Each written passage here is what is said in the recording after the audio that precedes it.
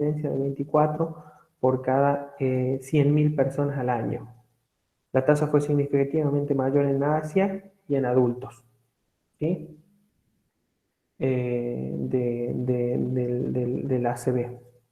Acá ustedes tienen lo que son la etiología más importante de los ACV hemorrágicos, y fíjense que entre los primeros, perdón que no haya traducido esta slide, es la hipertensión arterial, ¿sí? La hipertensión arterial se lleva por lejos como el principal factor de riesgo independiente para que se produzca un ictus hemorrágico.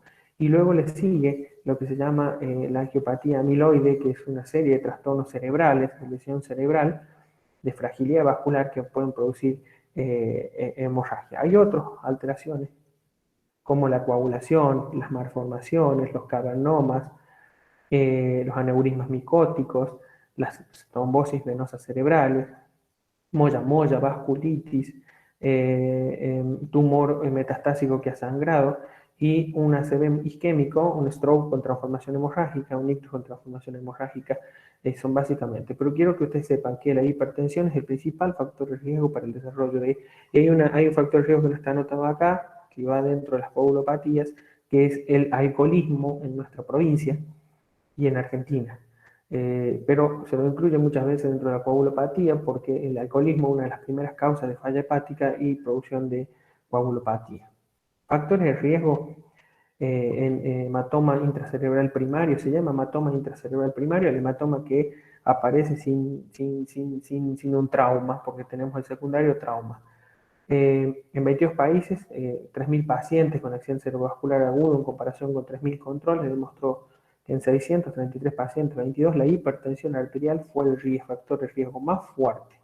Entonces, por lejos, la hipertensión arterial tiene que ser el objetivo de nuestro tratamiento como médicos en general, no solo como intensivistas, sino como yo como neurólogo, sino también ustedes como médicos en sus distintas áreas.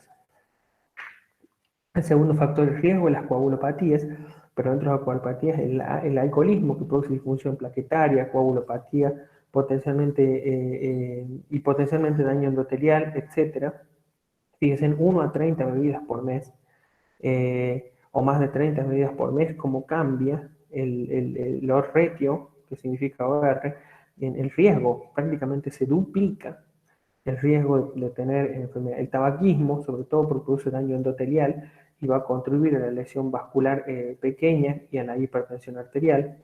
Las coagulopatías, que ya vimos un montón ahí anotadas. La diabetes, que también produce daño microvascular mediante las lesiones ya conocidas en la diabetes. Tratamientos anticoagulantes orales para distintas enfermedades hepáticas y renales crónicas son los factores de riesgo más importantes. ¿Qué es la coagulopatía amiloide cerebral? Es un depósito de B-amiloide, parecido al que se produce beta-amiloide, como el que hablamos en la enfermedad de Alzheimer, pero no por la fisiopatología de degeneración. En los vasos sanguíneos, en consecuencia, los vasos se debilitan y tienen mayor tendencia a la ruptura. Se ha demostrado que la presencia de alelos E2, E4 en la polipoproteína E se asocia con un mayor depósito de beta-amiloide y puede aumentar el riesgo de hemorragia cerebral. Y la diferencia entre el hematoma intracerebral lobral relacionado a encefalópago o a angiopatía amiloide y lobar hipertensiva tiene relevancia clínica, pronóstica, porque los riesgos de nuevas hemorrágicas y demencias son significativamente mayores cuando hay angiopatía amiloide. O sea, lo que tienen que saber ustedes es que la angiopatía amiloide da un ACV intralobar característico, a lo mismo que el hipertensivo, que ya vamos a repasar más adelante. Estos son los criterios de Boston, que sirven como criterios diagnósticos para diagnosticar angiopatía amiloide en un paciente que ha tenido un ACV hemorrágico, y se informó según autopsias en el 2018 110 personas. La presencia de proyecciones de hemorragia subaracnoidea, o sea, cuando un ACV no es bien redondito, o sea, cuando un ACV tiene límites mal definidos. Cuando tenemos la ApoE4 positiva, la ApoE4 es la apolipoproteína E4, nosotros la dosamos para Alzheimer, por ejemplo, que también predispone a esto que es angiopatía amiloide, y cuando vemos edema digitiforme en la tomografía. Esos tres tienen un valor predictivo negativo del 100%, o sea, que mientras que la presencia de hemorragia subaracnoidea y otros factores tuvo un valor predictivo positivo del 96%, pero esos son más o menos como para que ustedes sepan de que hay angiopatía amiloide que nos puede causar lesión para producir un ACV hemorrágico. De ahí hay otras que ya nosotros les voy a nombrar nomás: coagulopatía, ruptura de malformación, trombosis venosa cerebral, ruptura de aneurisma, molla, tumor, conversión hemorrágica en un accidente isquémico, vasculitis, son otras causas de ACV hemorrágico que hay que buscar cuando el paciente no es hipertenso o es muy joven. Vamos a pasar todas estas rápidamente y vamos a hacer una diferencia cuando hay extravasación aguda del parénquima cerebral, que es la definición de hematoma intracerebral espontáneo. Puede extenderse a varios lugares y entonces tenemos que definir entre lo que es hemorragia y lo que es hematoma. La hemorragia es una colección de sangre situada profundamente en los ganglios de la base y el tálamo, aunque muchas veces estos dos términos pueden ser correlativos. Pobremente definida, infiltra los planos vecinos y su evaluación es dificultosa o imposible. Eso es una hemorragia. Y un hematoma es la colección de sangre localizada superficialmente en relación a la corteza cerebral, los lóbulos cerebrales. Está bien circunscripta, no invade los planos vecinos, es susceptible de ser limitada quirúrgicamente. Por ejemplo, hemorragia subaracnoidea, por ejemplo, hematoma intraparenquimatoso. También podemos tener hematoma subdural o hematoma extradural, para que ustedes puedan tener los ejemplos de los dos.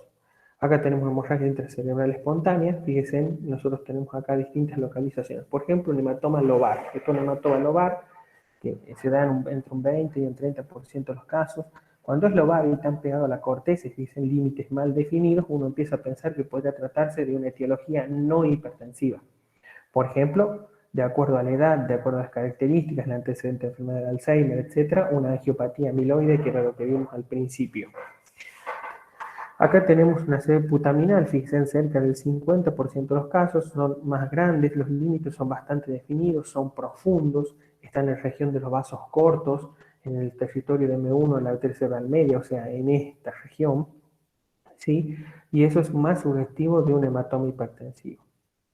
El ACV protuberancial también es característico de hipertensivo. El talámico es típicamente el ACV hipertensivo, que muchas veces es tan delgada la lámina que queda de meninges entre el parénquima cerebral y el ventrículo que se vuelca dentro del ventrículo, como es en este caso. Y el ACV cerebeloso, que es cerca del 10% de los casos. Básicamente todos pueden ser de diferentes etiologías, pero los que más se relacionan con hipertensión es el putaminal, el protuberancial, el talámico, mientras que el cerebeloso se relaciona a veces a malformaciones, a tumores, y el lobar es básicamente si tiene bordes mal definidos, edema digitiforme, pensar en la angiopatía amiloide como la causa.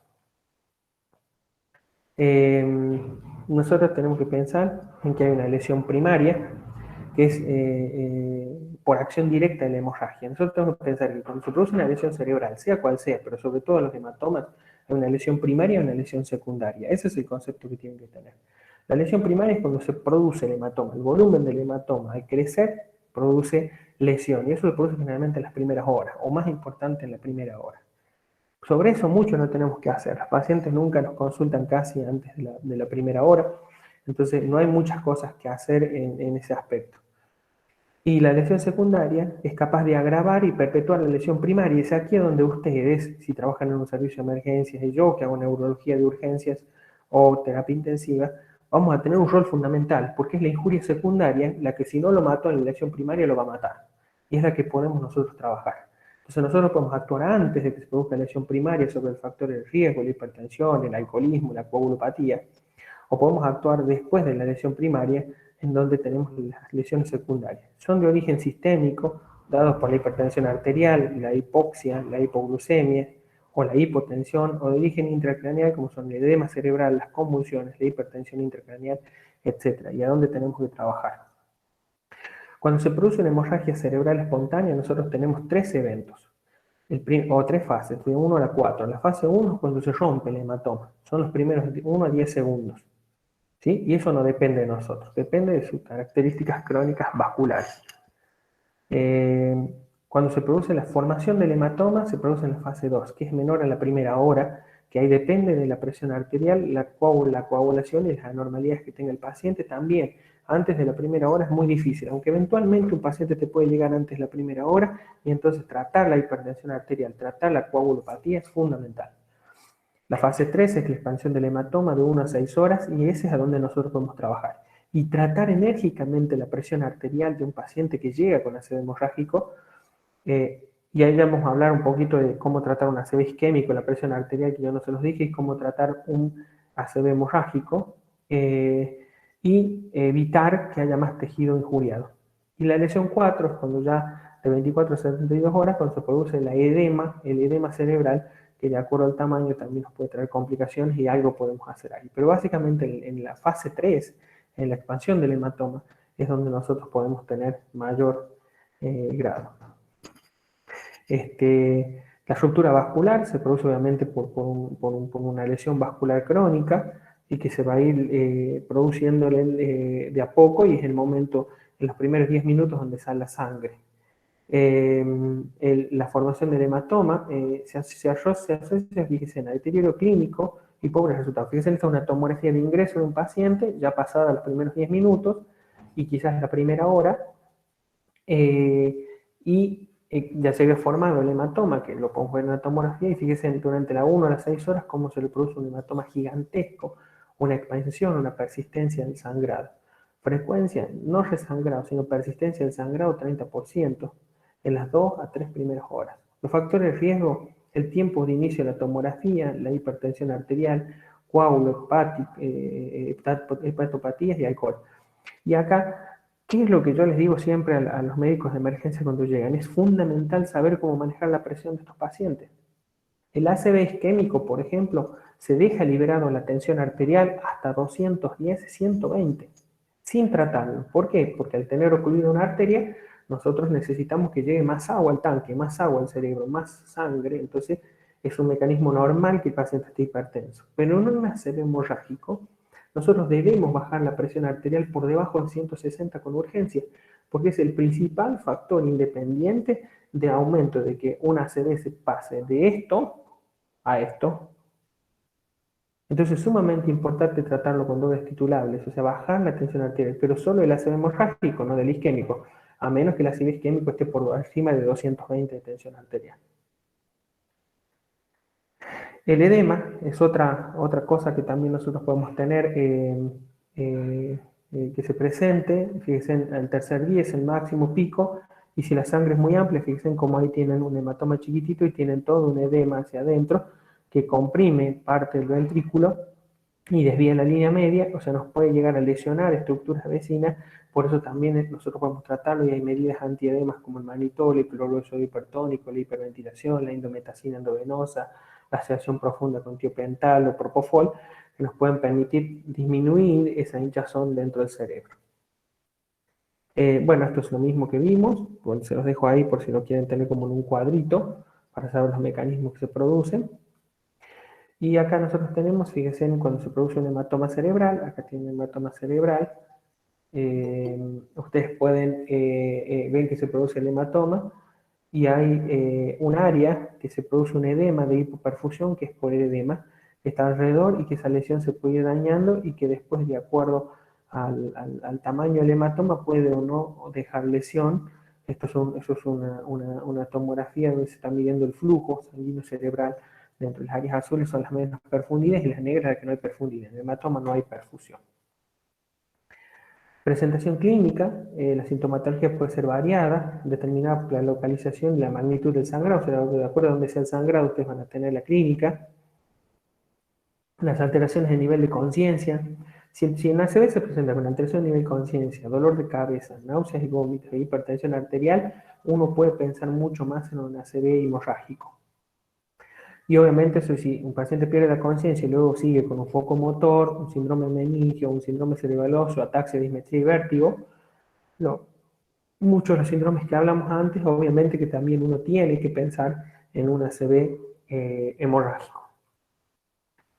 Cualquier paciente que se presente con cefalea aguda, convulsiones o déficit neurológico focal debe ser evaluado, o sea, debe hacerse una tomografía.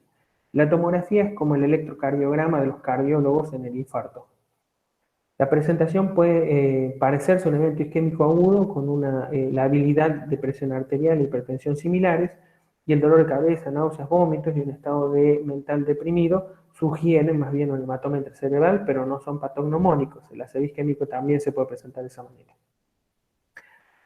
Este es un estudio que se llama STITCH, se los quiero presentar. El STITCH Studio es un estudio que enroló 1.300 pacientes con hematoma cerebral, y fíjense, el 60% de los pacientes tenía parálisis del brazo, el 50% de los pacientes tenía parálisis de las piernas, el 59% tenía disfasia o afasia, alteraciones del lenguaje, 41% una puntuación de la escala de Glasgow, fíjense, entre 13 y 15, un 40% tenía deprimido 9, y un 20% se presentó prácticamente en coma.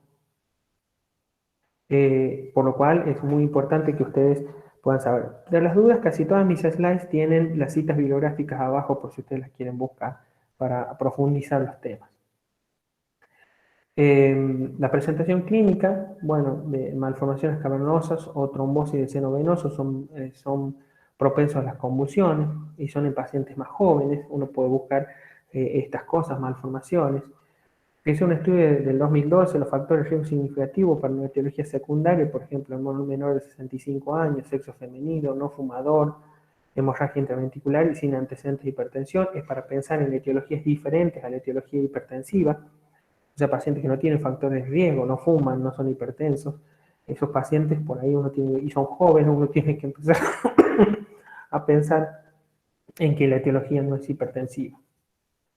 Diagnóstico. El 25% de los pacientes con hematoma cerebral se deteriora en el transporte al hospital. Un 25% adicional se deteriora en el servicio de urgencia. Y los factores de riesgo para deterioro son, fíjense, si toma aspirina o clopidogrel, por ejemplo, agentes plaquetarios. Tiempo desde el inicio de los síntomas hasta la llegada. Si tardamos más de 3 horas en llegar al hospital, más chances de deterioro. Temperatura corporal inicial de al menos 37.5 grados. La fiebre es una de las causas de deterioro. Hemorragia intraventricular asociada. Tapa los plexos coroideos y produce hidrocefalia aguda, por eso se deteriora. Desplazamiento de la línea media de al menos 2 centímetros. Un hematoma grande que desplaza la línea media que empieza a producir hernias. Causas de deterioro. ¿Qué hay que hacer? Historia clínica y tomografía. ¿Sí? Acá tenemos las recomendaciones para el manejo. En el diagnóstico, fíjense, lo que tenemos que hacer es una rápida imagen cerebral. Voy a resaltar puntos más importantes. Una rápida imagen cerebral, y eso es indicación 1A. ¿Estamos de acuerdo? Establecer los scores de severidad, pero determinar qué tan grave está el paciente y hacer una imagen cerebral, siempre y cuando podamos proteger nosotros al paciente. Obviamente si está para una intubación con un Glasgow menos de 8, primero proteger la vía aérea y basarse en el sistema A, B, C, D, 2, A de vía aérea, B de controlar que tenga buena ventilación, y C, recién ver la parte hemodinámica con la tensión arterial, y eso en el caso que el paciente esté muy grave. ¿Estamos? Pero básicamente todos necesitan rápidamente una tomografía. ¿Qué nos permite la tomografía? La tomografía nos va a permitir básicamente, fíjense, el nivel de recomendación grado A, o sea, 1A, el máximo nivel de recomendación. Nos va a permitir localizar, establecer el volumen, establecer la extensión al ventrículo, determinar si hay hidrocefalia y determinar si hay efecto de masa. Eso nos va a permitir tomar decisiones terapéuticas y determinar, por ejemplo, la progresión de un hematoma. Y la evaluación clínica es fundamental porque el deterioro neurológico nos va a ir guiando si tenemos que repetir o no imágenes. Acá tenemos, por ejemplo, esta es una forma en que nosotros podemos medir el volumen de un hematoma.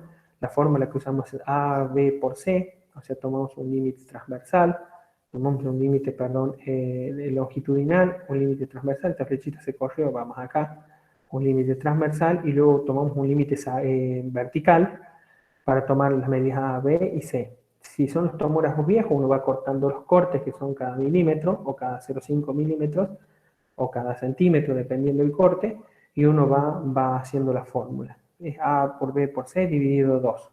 Pero ustedes tienen que tener en cuenta que C es el diámetro longitudinal, digamos, o sea, de arriba hacia abajo, cefalocaudal, el número de imágenes en las que se ve el hematoma de 10 milímetros de espesor. Se cuenta como un corte solamente completo, se cuenta como uno, si el hematoma es lo suficientemente grande como para hacerse el 75% del tamaño de la imagen más grande que hay. Y si no, se lo va a tomar como la mitad, básicamente, y a los más chiquitos no se los cuenta. En términos prácticos, esto ni lo tomen en cuenta, y si es más chiquito se toma como la mitad, o sea, 2 cortes para sumar 1. Esto se toma, fíjense, en la línea media. Esta es la forma técnica de medir la línea media. Ustedes miden la línea total, a eso le ponemos A, medimos la línea hasta el septum pellucidum, ¿sí? O el foramen de Morron del septum pellucidum.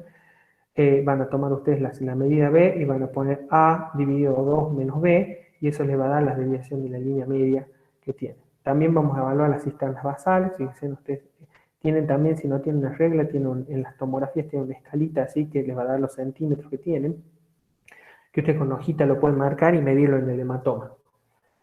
Si no tienen un soft, por ejemplo, les dan una placa. Y luego vamos a medir las cisternas basales, o sea, en el tronco cerebral. Esta área se llama cisternas peritroncales que no estén comprimidas. Son las evaluaciones imagenológicas que hay que hacer para determinar qué tan grave está un paciente con ACV hemorrágico. ¿Sí? ¿Qué más le vamos a pedir nosotros a un paciente con ACV hemorrágico? Una rutina completa. Y esto, coagulograma, coagulación. Recuerde que la coagulación después de la hipertensión es la principal causa. Estamos de ACV hemorrágico. Bueno, radiografía de tórax, electrocardiograma, ecocardiograma si hace falta para valorar el grado de lesión de hipertensión, pero más crónico. En un inicio, evaluación clínica para determinar qué urgencia hay, tomografía para determinar las posibles complicaciones, y la coagulograma para poder determinar si tenemos que corregir algo rápidamente. Entonces yo básicamente les digo, si tenemos una ACV hemorrágica que ya tiene la ataque hecha, pidan un coagulograma y traten la hipertensión arterial. Cuando venga el resultado del laboratorio, tratan la coagulación en forma urgente. Se pueden hacer otras imágenes, como por ejemplo un ataque de cerebro con contraste. No la hacemos de rutina nosotros, aunque en algunos centros sí. Buscando esto que se llama el signo del punto, que es un punto hiperintenso dentro del hematoma, que predice básicamente que nuestro ACV todavía está sangrando ahí adentro, y entonces podemos tener como pronóstico progresión del hematoma en las próximas horas. Y bueno, la resonancia también tiene la misma sensibilidad de la tomografía, menos acceso, las tomografías son más rápidas de hacer. Y la angiotac o angiografía solo nos sirven en pacientes jóvenes, cuando vemos que la localización no es hipertensiva, o sea, no es habitual y pensamos en una malformación, por ejemplo, y cuando no hay antecedentes de hipertensión arterial. Y tenemos que buscar otra causa, básicamente, que vimos al principio. Spot signo, vamos a ir más adelante. Esto es el signo del punto, es el contraste adentro del hematoma que nos permite determinar si el ACV está creciendo. Bueno, acá tenemos otras imágenes, fíjense, raras, donde hacemos una angiografía y podemos ver una malformación. ¿Qué es lo que hay que hacer nosotros? Básicamente lo que se llama neuroprotección fisiológica cuando tenemos al paciente en la ambulancia. Normotermia, tratar la hipertensión arterial mayor a 37,5. Normonatremia, el sodio normal. Normoglucemia, la glucosa en valores entre 110 y 180. Ahí dice 150, también es aceptable, pero 180 es lo actual. Normocambio, o sea que la presión parcial de CO2 que tiene el paciente está entre 35 y 40, eso con gases arteriales. Normoxemia, que la saturación de oxígeno sea mayor a 92. Y normovolemia, no pasarle tanto volumen y ponerlo hipervolemia porque aumenta la presión arterial. Nosotros, para poderlo clasificar el paciente y saber qué tan grave va a ser la situación, hacemos un score que se llama ICH score. Ustedes lo pueden presentar a un paciente de 100 pacientes con hematoma cerebral, cápsula putaminal derecho, con ICH score de tantos puntos, y eso es básicamente el ICH score. Predice mortalidad, fíjense, un ICH score de 4 puntos nos predice una mortalidad cercana al 97%. ¿Qué tiene en cuenta? La escala de Glasgow, y le va sumando puntos. Si el paciente está despierto, bien, le da 0 puntos, etcétera, y así cuando va descendiendo. El volumen de la hemorragia, si tiene más de 30 centímetros cúbicos, yo ya les enseñé cómo medirla hace un rato. El volcado ventricular, si está presente. El origen, si el origen está supratentorial o infratentorial, y si el paciente es mañoso. Fíjense, si sumamos un punto acá, un punto acá, un punto acá, un punto acá, es una ACV que tiene una mortalidad altísima. Y para eso sirve el ICH score, para saber qué vamos a ver hacia adelante. Bueno, vamos a ir redondeando. Fíjense, factores de riesgo van a producir un sangrado. Sangrado va a determinar un volumen del hematoma. El volumen del hematoma es el factor pronóstico más importante de deterioro neurológico y de malos resultados, ¿sí? Se puede hacer factor 7 como tratamiento, pero no está recomendado en las últimas guías. el control de la hipertensión es fundamental, tanto como para los factores de riesgo como para la persistencia del sangrado. Y si tenemos anticoagulantes orales, hay que revertirlos. Cualquier tipo de anticoagulación, ya sea con vitamina K, plasma fresco congelado, crioprecipitados, factor 10 activado endovenoso. Puntos claves, chicos. Manejo hipertensión arterial. ¿Sí? Hipertensión arterial. Control de la hipertensión arterial. Acá es un estudio que se llama ATTACH-2, es un estudio que hizo las pruebas con respecto a la tensión arterial y vio que mantener una tensión arterial entre 100, hasta 140 era seguro bajarlo durante las primeras 24 horas. Hay otro estudio que se llama INTERACT, que también básicamente trató lo mismo, sin diferencias tan significativas, pero básicamente el INTERACT y el ATTACH determinaron que en la hipertensión arterial, la tensión arterial que debíamos manejar era entre 140 y 160 en los pacientes con ácido hemorrágico, y por encima de 160 hay que tratarlos rápidamente la tensión arterial, y por debajo de 140 no hay que tratar nada, ¿no es cierto? Hasta 140 seguro. Manejo en unidad cerebrovascular, no dar antiepilépticos, o sea, de entrada no se dan antiepilépticos de rutina, a menos que haya habido convulsiones. Hay que hacer un test de disfagia, chicos. Hacer un test de disfagia es un test de devolución, porque si le damos de comer a estos pacientes y no tragan bien, se van a broncoaspirar. Hay que hacer profilaxis para trombosis venosa con botas neumáticas. Y la heparina de bajo peso molecular puede iniciarse el día después de la estabilización de la hemorragia. En la hemorragia se puede dar heparinas para profilaxis y trombosis venosa profundo, pero siempre en el día 24 en adelante. Este es un estudio que se llama MISTI-3, el último se publicó, en el que algunos han reportado algunas mejorías cuando se hace una cirugía mínimamente invasiva, se pone un catéter, que aquí lo ven ustedes, se drena el hematoma con una cirugía guiada por esterotaxias y se pone un poquito de TPA, actilice, el mismo que se hace para el ácido isquémico ahí adentro, y se licúa el hematoma y se lo puede retirar, y eso mejora el pronóstico. Sé que están cansados, vamos a hacer un repasito rápido de hemorragia subaracnoidea y ya terminamos. Les pido 8 minutos más aproximadamente que me den y terminamos.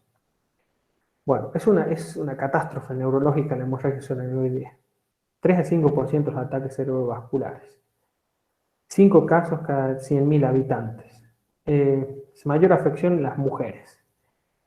Mal grado neurológico gran parte de los pacientes. Una mortalidad que puede llegar al 45%.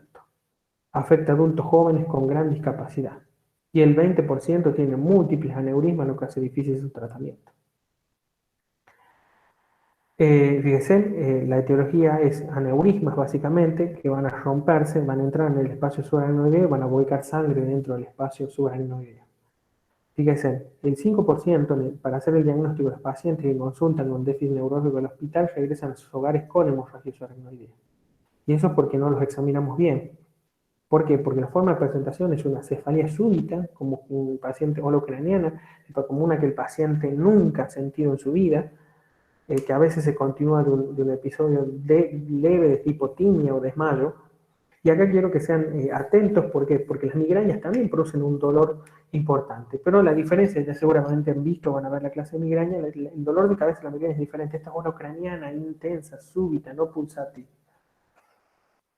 Puede tener náuseas y vómitos, puede tener rigidez de nuca, puede tener déficit de algún par craneal, puede debutar con convulsiones y hasta un 50% inicia con un coma.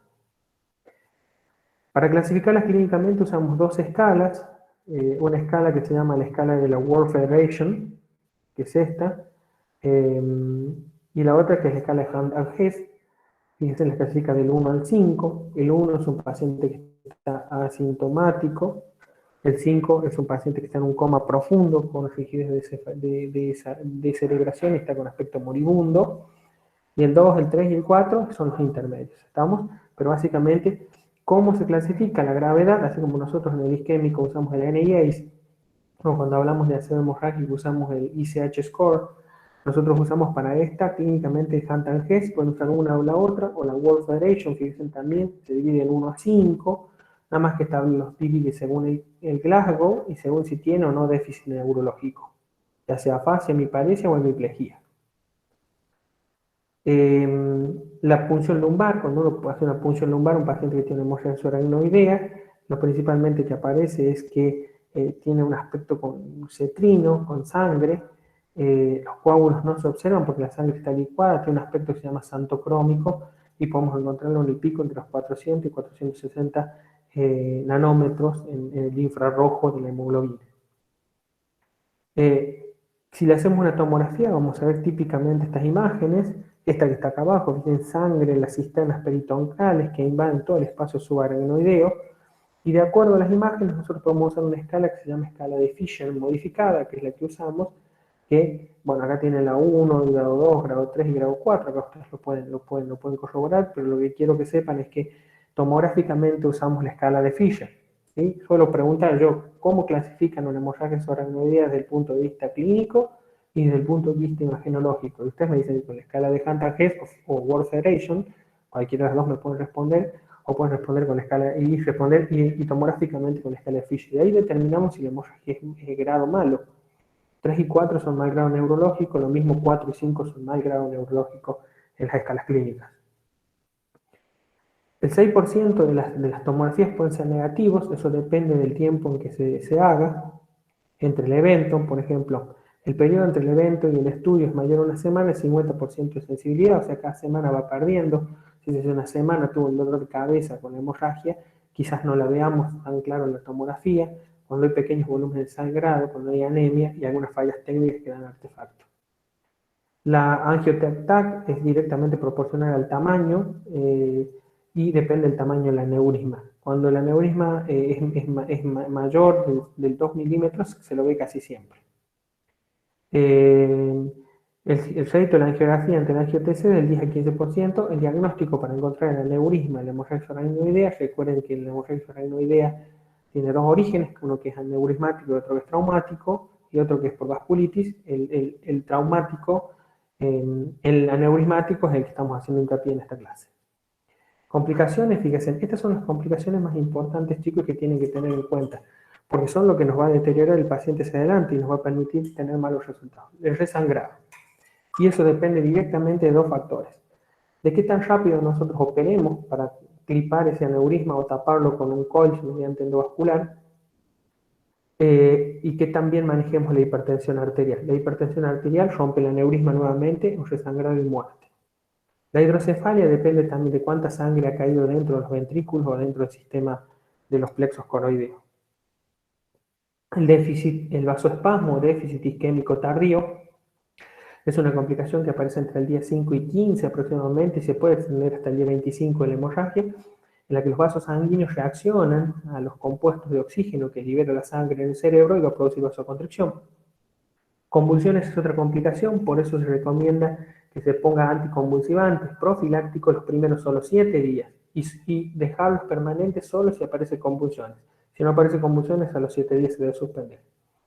El edema cerebral también es otra causa, se debe tratar con medidas antiedema, por ejemplo, manitor y cloruro de sodio hipertónico o lactato hipertónico. La hipertensión endocraniana, que puede ser secundaria a un resangrado, hidrocefalia, edema cerebral, según la causa se debe tratar, y obviamente la final es la muerte encefálica. Y de ahí tenemos complicaciones extraneurológicas, que tenemos las afectaciones cardiovasculares, produce shock, un shock neurogénico profundo, puede producir shock tan profundo que puede producir síndrome de respuesta inflamatoria sistémica o síndrome de disfunción multiorgánica, con muerte del paciente por shock. Puede producir edema agudo de pulmón neurogénico, eso es una causa re importante que a veces puede haber de muerte. Puede trastornos hidroelectrolíticos, entre ellos puede producir diabetes insípida, puede producir síndrome cerebral perdedor de sal y puede producir también lo que se llama síndrome de secreción inadecuada de hormona antidiurética, de origen cerebral. Las infecciones son otra causa, ¿sí? Las meningitis, la hiperglucemia severa es un factor independiente, la hiperglucemia siempre se debe tratar, y las complicaciones derivadas del tratamiento del aneurisma, como por ejemplo infecciones de la cirugía o hematomas en la región de la punción si se hace tratamiento endovascular. Bueno chicos, acá vamos a ir desarrollando uno por uno, no es mi objetivo desarrollar uno por uno el tema de resangrado. Vamos a ver un poquito más abajo. ni de vasoespasmo, ni nada por el estilo. Así que bueno, creo que ahí estaríamos terminando básicamente todo. Bien, del manejo, que vamos a ir acá adelante, evaluación y estabilización, tomografía del cerebro de contraste, sin contraste, categorizar según las escalas clínicas y tomográficas, y en caso de no encontrarse un centro de alta complejidad, en caso de no encontrarse en un centro de alta complejidad, derivar rápidamente el paciente para su tratamiento. Internar en terapia intensiva, reposo, cabecera a 30 grados, colocación de una vía venosa periférico central según lo requiera, laboratorio completo con coagulación, electrocardiograma y monitoreo electrocardiográfico continuo. Mantener la normotermia, la normoglucemia, la normocamia, las 6N, que les dije cuando hablamos de ACV hemorrágico igual, tratar de evitar rigurosamente la hipocamia, mantener hemoglobina mayor a 7, aunque no hay recomendaciones de cuál es el nivel óptimo, solo que sea mayor a 7. No usar soluciones hipotónicas como la dextrosa, nunca usen en cerebros dañados soluciones hipotónicas como dextrosa. Usen más bien solución fisiológica, rigen lactato, soluciones isotónicas o hipertónicas. Profilaxis para trombosis venosa profunda con medidas mecánicas, o sea, no hacer heparinas en el principio hasta solucionar el aneurisma, y analgésicos para el dolor de cabeza. Para evitar el vasoespasmo, que es la causa principal de deterioro neurológico, usan un fármaco que se llama nimodipina, es el único que ha demostrado, debe iniciarse rutina antes de las 96 horas del evento y hasta el día 21 del sangrado. 60 miligramos cada 4 horas, por vía oral es el tratamiento. Acá usted tiene imágenes que dicen cómo se ve un aneurisma ahí, se ve un aneurisma ahí, otro aneurisma ahí, hay el aneurisma de la visión quirúrgica y esto es un aneurisma que se lo ha ocluido, se lo ha tapado con un coils, que son como alambrecitos de platino y de oro que se meten vía endovascular para poder tapar el aneurisma. Básicamente la mayoría de los tratamientos se hacen hoy así. Bueno chicos, estos son técnicas quirúrgicas muy específicas que no hace falta que lo vean. Y bueno, me parece que es lo último que vamos a ver, porque ya hablo básicamente de anticoagulación y lo que son las coagulopatías. Me parece que es suficiente para ustedes, para los objetivos que tenemos, lo que hemos dado. Así que le doy las gracias y me abro ahora a las preguntas para que podamos responder.